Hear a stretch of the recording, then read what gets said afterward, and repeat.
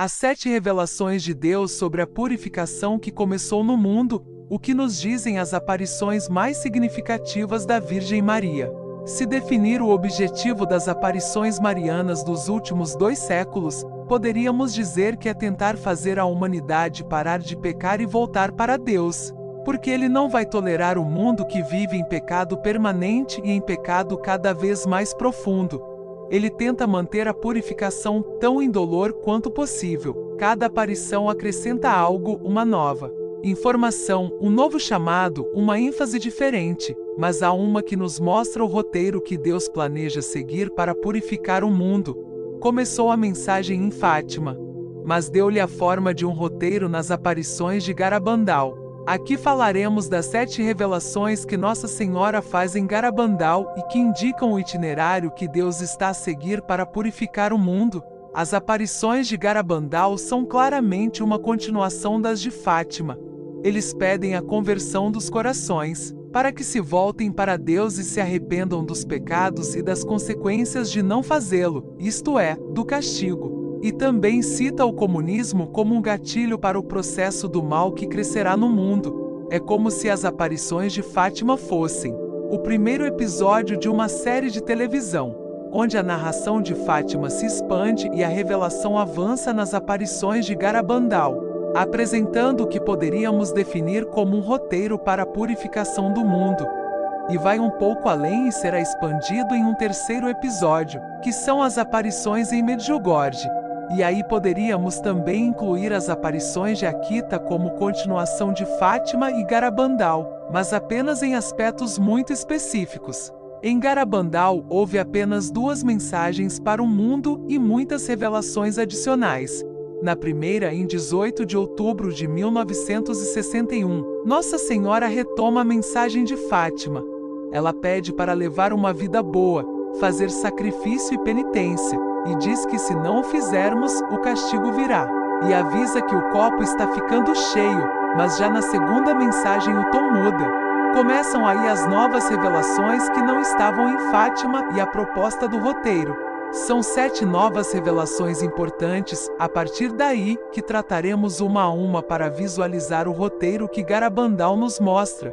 Primeiro, em 18 de junho de 1965, Nossa Senhora pediu ao arcanjo Miguel que desse a segunda mensagem a Conchita, e disse a ela que agora o cálice estava transbordando, ou seja, o cálice passou de cheio a transbordante em 5 anos. E o que aconteceu nesses 5 anos que mereceram esse crescimento do mal-estar de Deus?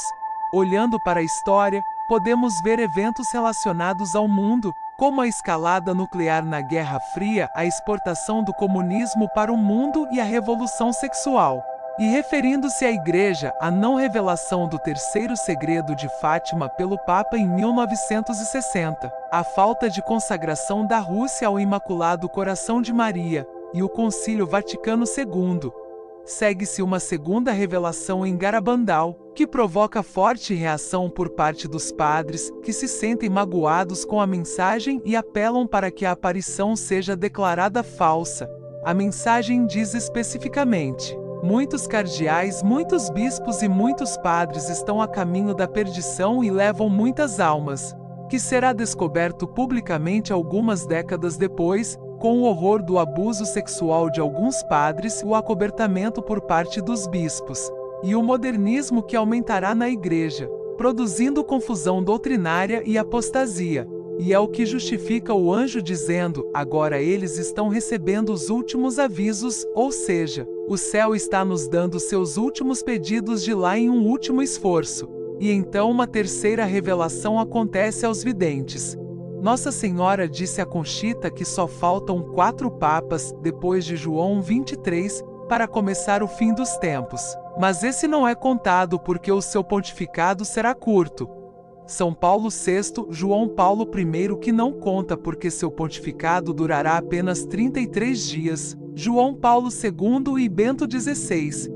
Em outras palavras, com o pontificado de Francisco, começou o fim dos tempos, a era da purificação do mundo, para que voltasse a Deus.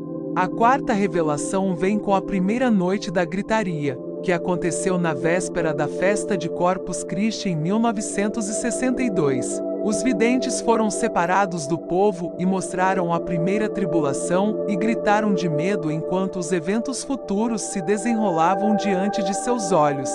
Lá eles viram a tribulação, quando a igreja passaria por um teste terrível e estaria prestes a perecer.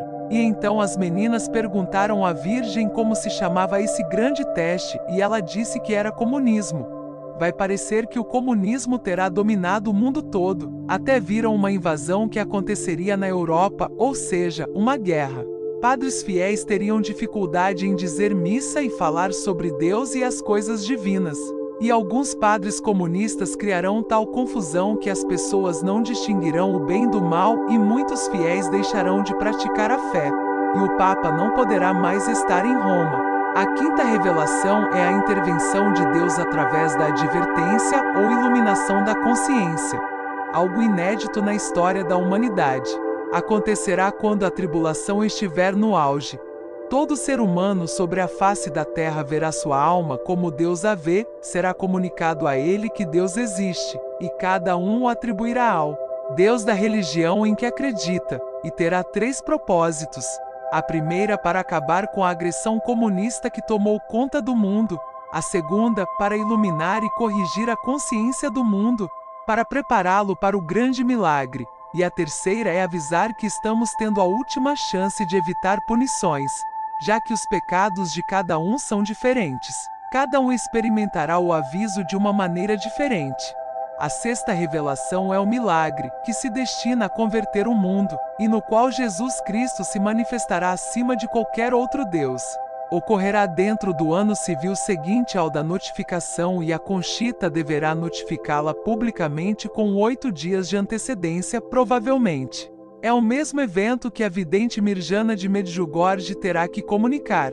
Mas um pouco antes do milagre acontecerá algo que fará com que muitos deixem de acreditar nas aparições de Garabandal. O milagre foi mostrado ao padre Luiz Andreu, que morreu de felicidade, e também foi visto pelo padre Pio antes de morrer. Será pelas 20h30 da noite de Garabandal, tal como na primeira aparição. Entre 8 e 16 de março, abril ou maio. Duraria um quarto de hora. Coincidirá com um evento significativo na igreja e com a festa de um santo mártir da Eucaristia. Será visível para todos na cidade e nas montanhas circundantes. Pode ser filmado ou televisionado e um sinal ficará para sempre nos pinheiros. Os enfermos presentes serão curados e os incrédulos acreditarão. Não haverá dúvida de que vem de Deus e é para o bem da humanidade. E a sétima revelação é o castigo, que é condicional, e sua letalidade depende se a humanidade ouviu ou não as mensagens da Santíssima Virgem e respondeu ao milagre com a conversão. Essa revelação veio na segunda noite da gritaria, após a festa de Corpus Christi em 1962. Eles viram um castigo, mas não podem dizer qual é, embora tenham falado de fogo caindo do céu.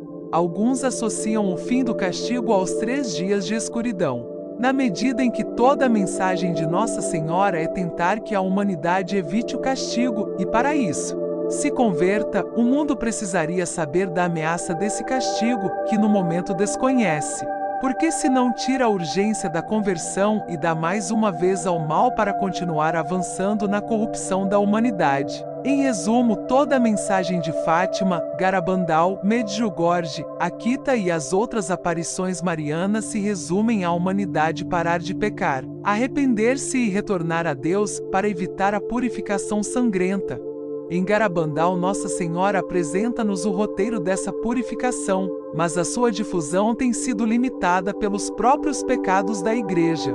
Além disso, o modernismo tem feito todo o possível para desacreditar as mensagens marianas que falam de purificação, com a doutrina de que Deus é tão bom que jamais puniria, tirando a urgência da conversão radical que Deus pede.